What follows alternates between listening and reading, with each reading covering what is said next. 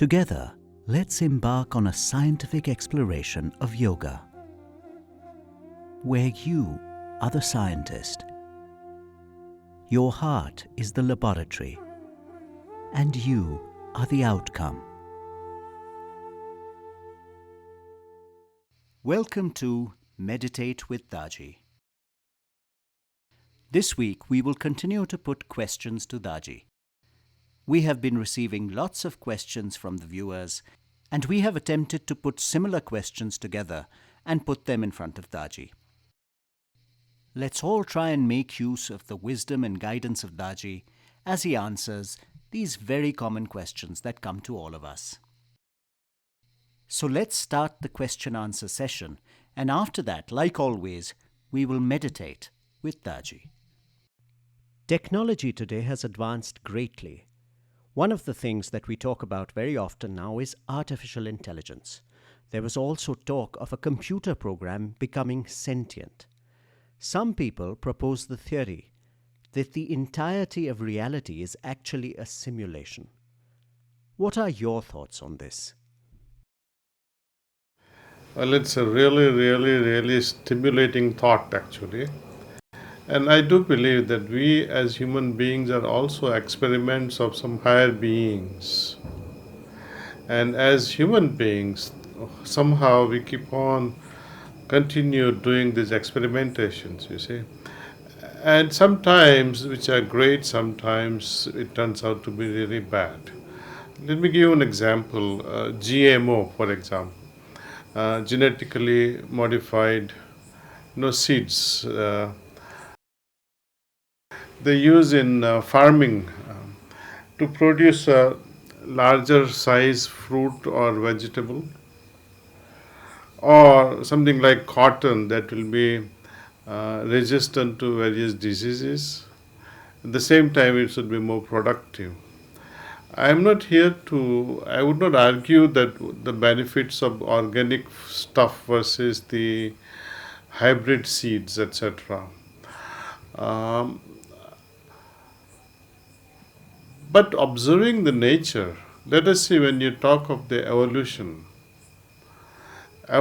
takes thousands and perhaps millions of years for any physiological process even to evolve. And when we talk of human life, during the human lifespan, I don't think we can evolve to the extent that you would dream of. Like we all dream to fly like an eagle or swim like a dolphin, but we can't during our lifetime. We can only age. When we talk of beneficial bacterial culture versus something which will deplete your immunity, I was wondering, how one of my help here in the ashram, he surprised me with the knowledge of how to use bacteria. Because some sandalwood trees and some coconut trees were getting infected with some rots, some white bugs, and it bores through the stem and it kills the entire tree. And I have seen even 40, 50-year-old giant neem tree, it will bore into it and kill it. And when he said, let's insert Pseudomonas bacterial culture, it will kill this and we will be able to protect the tree. I said, it's a wonderful idea. But when you talk of non-violence, etc., and you bring about this principle, even Gandhi was against taking some antibiotics to kill the germs in order to protect his wife. He refused when his wife was sick. He refused to give her antibiotic. Well, this is a story I heard. But as far as this artificial intelligence, etc., is concerned, it's a double-edged sword. It's often to our advantage, and depending upon who uses this gadget, it can be disadvantage. Just as, with a gun we can protect the country. With the same gun you can kill somebody whom you don't like, perhaps. GMOs, again, it's a controversial subject, but when you want to produce a large tomato or large potatoes or large, a better tasting or better color item, it would take thousands and thousands and thousands of years for nature to produce such a big fruit.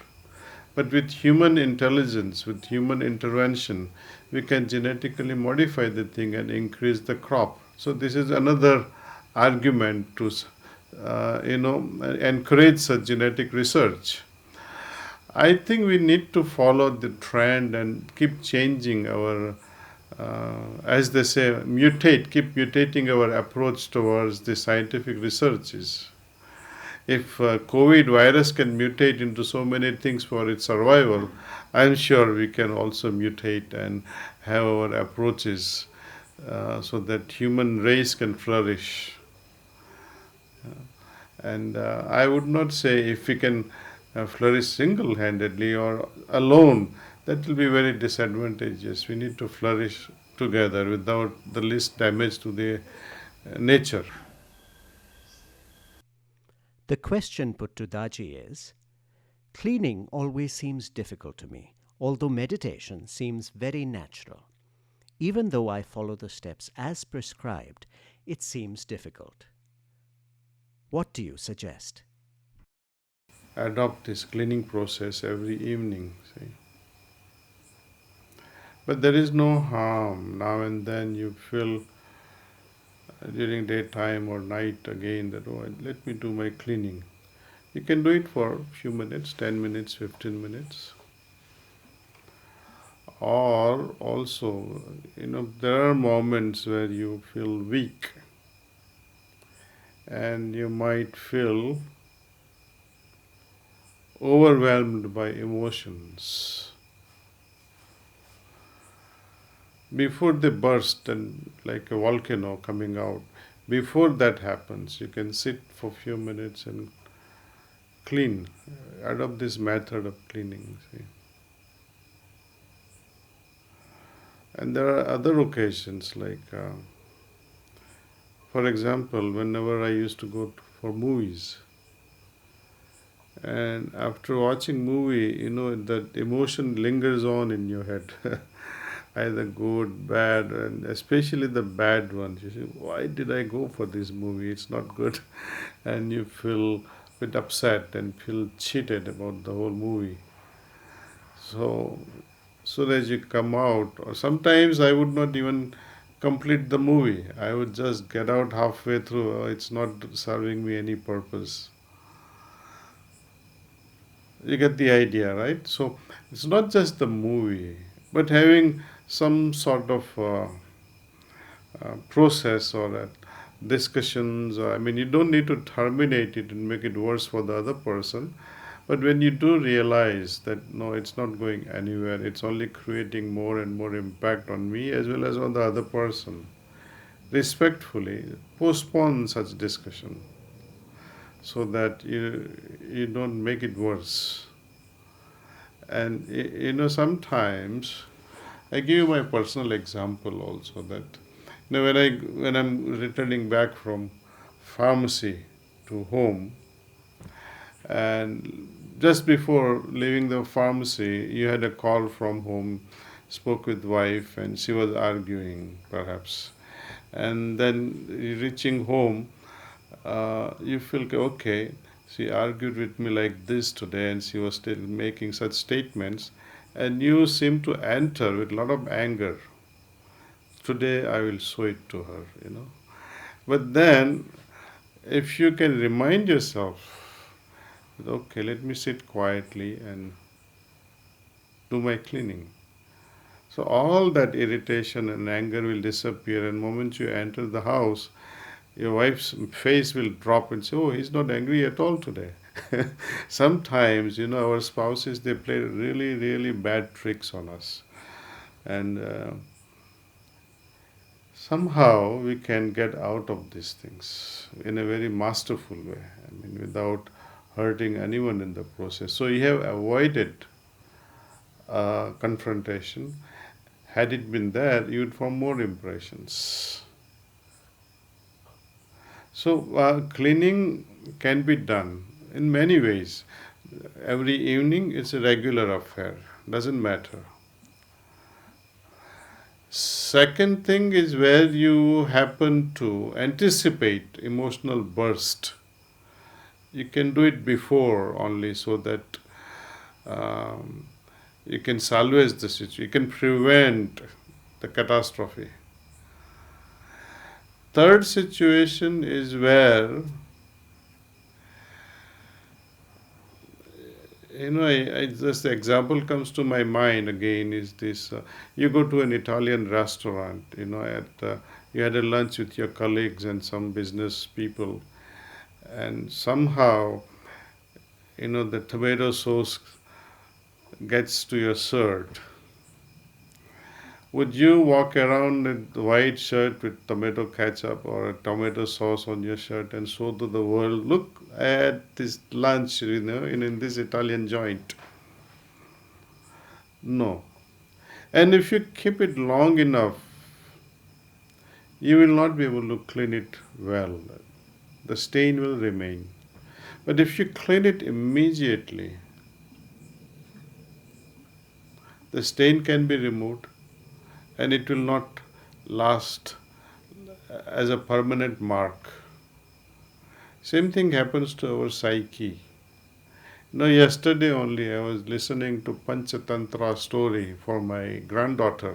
Once there's a story within the story. So one person says, look, argues, elder sister is arguing with the younger brother because younger brother he keeps talking and talking and talking and talking while having lunch and he can't finish the lunch. So elder sister says, I will share with you a story, and now the story begins there, you see. There was once a very rich man and he had a son. He was brat. He was not working out at all. He was extremely lazy person. Most rich people have this problem. Lazy children. I mean, there may be exceptions, so I'm sorry if I hurt anyone. But this is in general. So he took his son to a wise man. And this wise man says, okay, send your son to me. I will fix him up. So he did. Son goes to the wise man, and wise man says, okay, go lift this plant up, uproot it.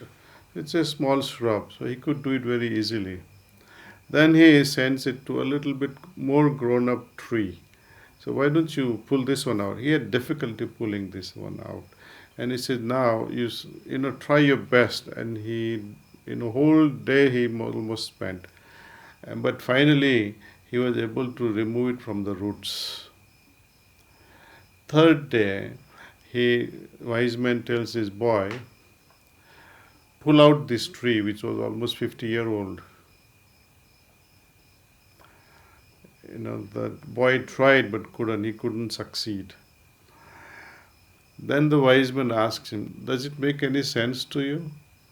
He says, somehow I understand that the small plants I'm able to remove, but the big one I'm not able to remove. See? That's when wise man says to him, look, this has been there, this very sturdy tree whose roots are so deep. Like that, your habits have gone so deep inside that it's difficult to remove. So, if you have any bad habits, just coming in like fresh bad habit, cut it before it becomes a tree.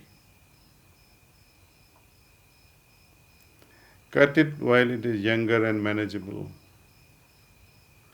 It also means don't look into bad habits because they can become your permanent weeds and will not let you personally grow.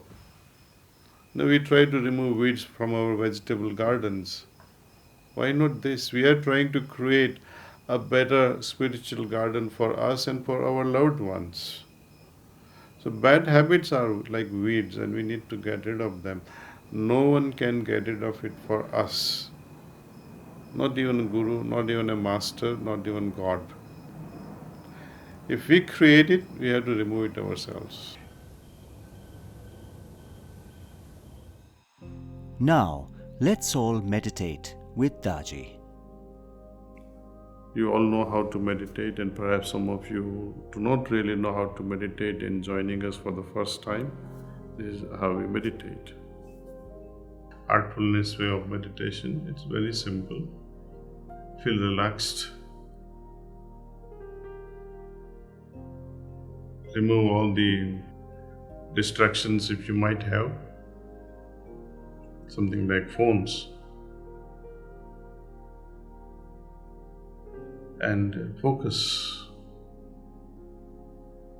on the presence of divine light in our heart. Think that this divine light is attracting your attention inward. And retain this thought as long as you can. By chance you happen to move away from this noble idea, when you're overwhelmed by so many thoughts, just remind yourself that right now I am meditating on the presence of divine light. Let's all begin meditation.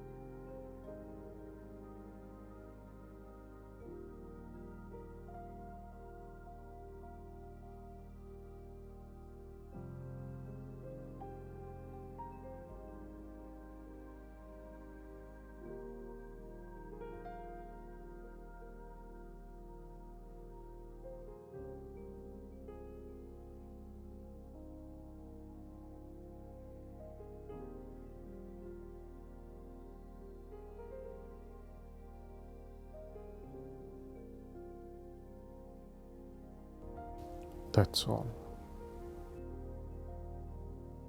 Please make a note of how you felt. Let's write our observations.